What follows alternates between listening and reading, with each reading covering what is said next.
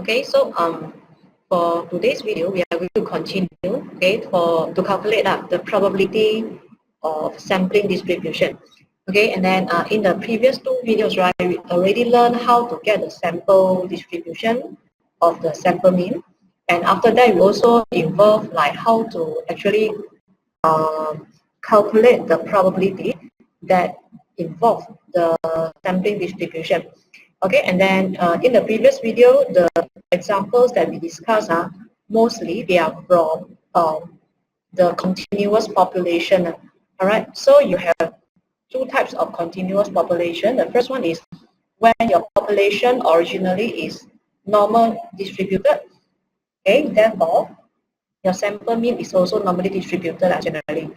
Okay, and then another one is the population is not normally distributed, but they are continuous. That means you can use the integration to find the covariance, and after that you apply the central limit theorem. Although the population is not normal, after you apply the central limit theorem, and of course the n must be large, the sample size must be large. Therefore, your sampling distribution is also normally distributed. So you'll see that the concept actually is not easy to understand, but actually when you do the calculation part, it is quite simple because it involves only the normal distribution. All right, just that you need to differentiate clearly in the exam. When population is normal, you either apply central limit theorem. When the population is not normal and the n is large, therefore you apply central limit theorem to state that the sample mean is normally distributed as well. Okay, so for today's video, we are going to continue with another two cases here. Alright, so when our population is not continuous, that means they are discrete.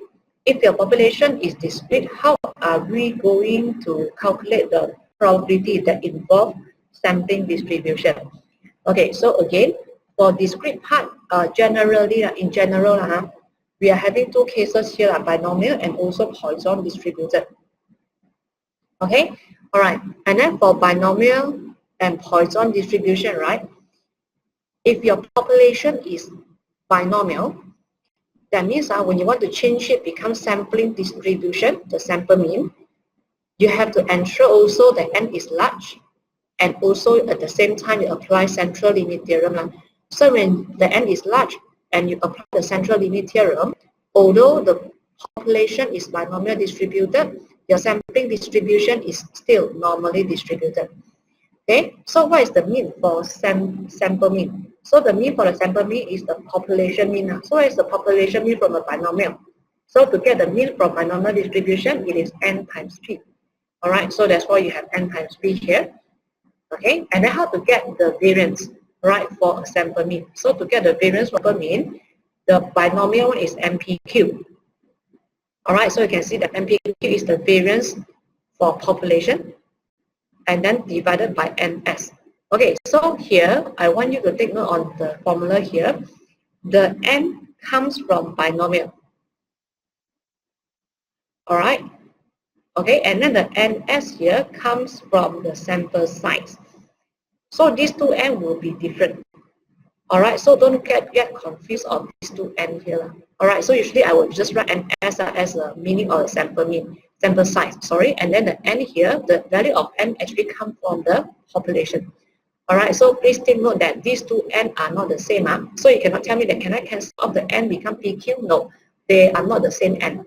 All right, so for binomial part, you have to be very careful on this. Okay, so again, the concept is still the same. To get the mean for the sample mean, it is the population mean, which is MP. To get the variance for the sample mean, it is the population variance divided by the sample size. Okay, then the same thing happens for Poisson. All right, so if your population is Poisson distributed, then you have to make sure that the n is large, and after that you apply the central limit theorem also to ensure that the sample or the sampling distribution is normally distributed. So again, the same concept applies here. How to calculate the mean, okay, for sample mean? So the mean of sample mean is lambda, same as the population mean. So the population mean for Poisson is lambda, right? So it's lambda. And then to get the variance for sample mean, you take the population variance. So again, the lambda here is the population variance because for Poisson, both mean and variance are the same value. All right, so you're having the population variance divided by n. All right. right, so this is what we have for the discrete population. Okay, all right. So now there's a special note that you need to know. Because originally, right, when we are having the discrete as a population, and then you change the sample mean is normal. So normal here is continuous random variable. Okay, so I don't know if you still remember or not. Okay, last time when we learned, when you want to change discrete into a continuous random variable, you need to do continuity correction, which is plus minus 0.5. When you change from x to x, discrete to continuous random variable, you need to plus and minus 0.5, and that one we call as continuous random variable, continuity correction, sorry, continuity correction.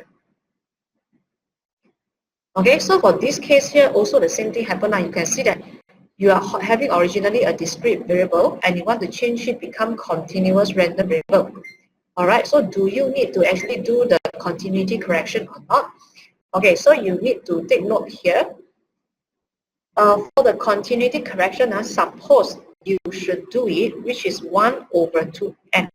It's not plus minus 0.5. So it is actually 1 over 2n, plus minus 1 over 2n. So here we call them as continuity correction. Wait, let me erase all the unnecessary things first. Okay, so I just want to let you know that this one and this one is actually the continuity correction.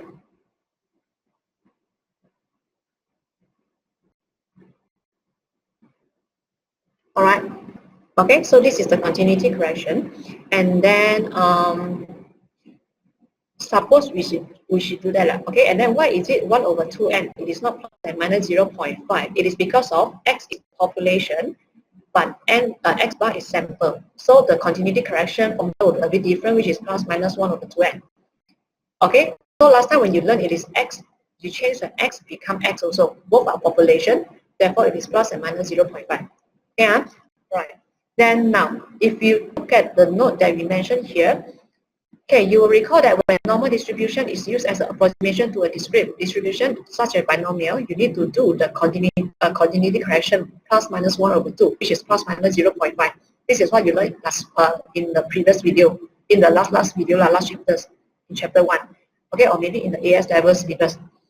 Okay, but when you want to change the normal, you want to use the approximation applied to the sample mean, you actually also need to do a continuity correction if let's say population is discrete. So the continuity correction is plus minus 1 over 2n as what I mentioned on the summary above. Okay, but for our example here, for all the questions that we involve in A-level syllabus, our sample size usually is large. So when the sample size is large, the n is large, 1 over 2n will become very small, which is close to 0. Okay, so usually we will omit this continuity correction relating to the distribution of x. So that means by concept, right, you should do the continuity correction, which is plus minus 1 over 2n, but in exam, you no need to apply this. Okay, because the n, 1 over 2n, most of the time the n is very large and makes the 1 over 2n very, very small. So that's, it looks like a very small difference. Therefore, usually we will omit it. Okay, so here I also take note here. You will not need to use a continuity correction when considering the distribution of x bar in examination. Okay, so please make sure that you take note on this. By concept, you know that you should do it actually, but for us, we omit it because the value usually is very, very small. All right, so that's the thing. Okay, and then one more thing that I want to remind you, however, for this part, okay, for many, many years ago, when they tried to introduce this part of this topic, right, okay, they actually asked us no need to do continuity correction. And then after a few years, I don't know which year already, I forget, but there are certain years, the syllabus changed. They actually want the students to include the continuity correction for this part. And then after that, they cancel it again. All right, so for this part of question, if you try the passive question, right, you will realize that sometimes they did the continuity correction, sometimes they didn't. Okay, because they changed the syllabus a few times already. So for this detail also, they changed it a few times. All right, so some students will ask me, hey, when I try the passive question, they actually did the continuity correction, or why? It is because of during that period, all right, they actually want the students to do continuity correction. But the latest one, again, the latest one is they actually want you to omit it. No need to consider the continuity correction. So if you try the passive question, you realize, hey, they did the continuity correction, just ignore it. All right, you can just ignore it. You can just try to continue, all right, without continuity correction. So please take note on this part. All right. Okay, so let's continue and see how can we actually do the calculation for all the questions here that involve it. Okay, so again, as I show it to you in the notes, okay, if let's say your population is binomial distributed, then your sample mean is normally distributed MP, MPQ over NS. So again, the N and the NS are different things. The N originally is come from binomial, NS is the sample size. All right, same thing happen for the Poisson also. Your N must be large, of course, and then your sample mean will be normally distributed. Mean is lambda, and then the variance is lambda over N. Okay, so all these are quite simple. So you can see it from the summary that I give you on top there. All right. Okay, so let's discuss some example that involve this. Okay, so you can have a look for example 12. All right, so when you look at example 12, they are saying that the population is binomial distributed. They want you to find the probability that the mean of a random sample. So highlight the word mean of a random sample. Okay, so this one actually tells you or give you a hint that this is a sample mean question. All right, of 100 independent observation of X higher than 5. Okay, so now first you're having population. So for the population, binomial is 12 and 0.4. It is binomial distributed. So what is the mean from a binomial distribution? It is N times P, right? So you get a value here, which is 4.8. And then how about the variance? All right, so for the variance for binomial distribution is NPQ. All right, so to get an NPQ, what do we have? We have 2.88. So this is the mean for variance. I'm sorry, this is the mean for population. This is the variance for population. Okay, and then this question, they involve a sample mean, right? Okay, so for this sample mean, they are having a very large sample size, 100. So this is the NS, as what I showed in the formula in our notes. All right, so this is the sample size. So the sample size is large. Therefore, you know that your mean, sample mean, is also normally distributed. Okay, so what is the mean for sample mean? So you follow the population mean, which is 4.8. And after that, what is the variance for sample mean? So you take the population variance, 2.88, divided by the sample size, NS, which is 100. And therefore, for here, you will get 0.0288. And what they want you to calculate for this part, they want you to calculate that the mean of a sample mean is greater than 5, so that is more than 5. Okay, so again, when you want to calculate this probability, because you know that sample mean is normally distributed, therefore you can change become Z, you have to standardize it. So 5 minus the mean, 4.8, divided by standard deviation, so square root 0.0288. Okay, then you'll get the value Z greater than 1.179. And after that, if you continue from here, try to find the value from the normal distribution table, then you should get 0.1192. Okay, so as what I mentioned before, for calculation of all these, it is not hard actually, because the steps are quite standard. Just that you need to roughly know a bit about the concept so that you can clearly differentiate which one is the continuous population, which one is the discrete population, which one you need to apply central limit theorem, which one you don't need to apply central limit theorem. So all this you need to make sure that you are very clear about it. All right, and usually for the calculation part, you will see it is quite standard and easy. It is not hard at all. All right. Okay, so let's continue to example 13. Okay, so again, if you read the question here, it tells you very clearly that I'm having a Poisson distribution with parameter 6.2. So this sentence itself, it is actually the population. Okay, so you can write it out. So it's Poisson distributed with 6.2. So this is actually my population here. And after that, they talk about sample. So a random sample of 45 evening is taken. Find the probability that the mean number of calls. So highlight the keyword mean number. So if you see this one, it tells you that it is a keyword of sampling distribution. All right. Okay. So from here, what is the population mean? So the population mean is equals to the variance mean. The population mean equals to the population variance for Poisson distribution. Both are 6.2.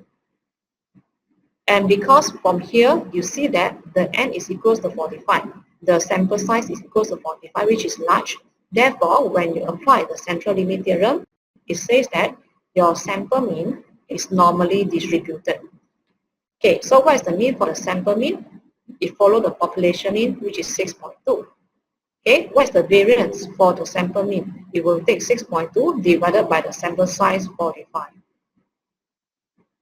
Okay, so for me, I will get a fraction of 31 over 209. Okay, so what they want you to calculate, they want to calculate the probability that the mean number is less than 5.1.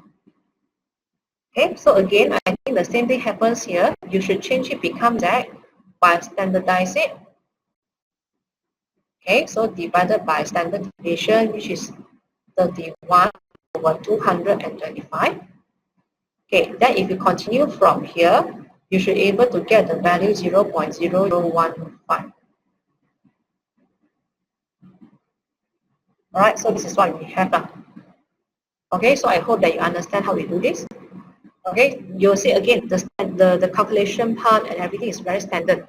That means it's quite basic, right? Quite easy. Just that you need to understand all the concept behind. Okay. All right. So this is what we have for example 13. So for example 14, I will just want you to try out on your own. All right. So we are having one question from Poisson, one question from binomial. Okay. So I'm not going to show you the details here. Okay, so for this one, the answer that you get for the probability, okay, it should be 0.07 or 0478. And for part number B, the answer is 0.0092. Okay, so again, which word tells you that this question is for sampling distribution? Again, the highlight the keyword sample mean. Can see that? All right, so the sample mean is a keyword that tells you that this question is from sampling distribution. All right, okay, so this is what we have for all the 4 cases, or maybe the general cases for sampling distribution. Generally, you need to see what is the population first, and then after that, you need to know whether you apply central limit theorem or not to change the sample mean become normal distribution. All right, so the calculation part and everything are quite simple. So hopefully you can do it in the exam. All right, so I want to stop here for this video. Then next video, we are going to the second part of the chapter 4 already, which is the estimation.